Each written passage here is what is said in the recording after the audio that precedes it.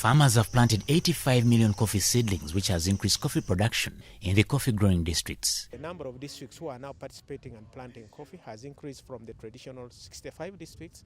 Now we are talking about 91 coffee planting districts in Uganda. So coffee specifically is expanding in terms of the area in the country. So in the next 3 or 4 years, our volumes of coffee should be going up. But as coffee growing increases, the forces that shape climate have reversed productivity trends.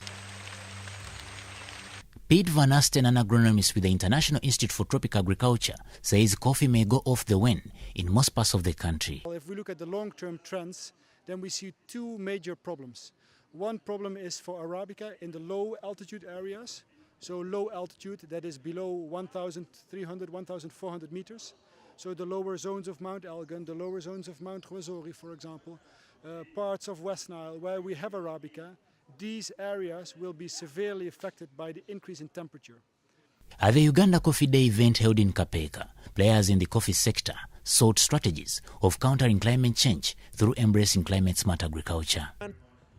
Educate the farmers. We want to educate the people of Uganda on methods, what we call adaptation to climate change. Because the weather is changing, so what should the farmers do? We're talking about issues like mulching, having a mixed enterprise so that in case you have a weather, you have income throughout the year. So it's more about creating awareness so that farmers in their practices, what we call agronomic practices, they start implementing aspects that can adapt to changes in the weather pattern. Betty Namwagala of the Uganda Coffee Federation says that although Uganda is now the top coffee exporter on the continent, a lot still needs to be done.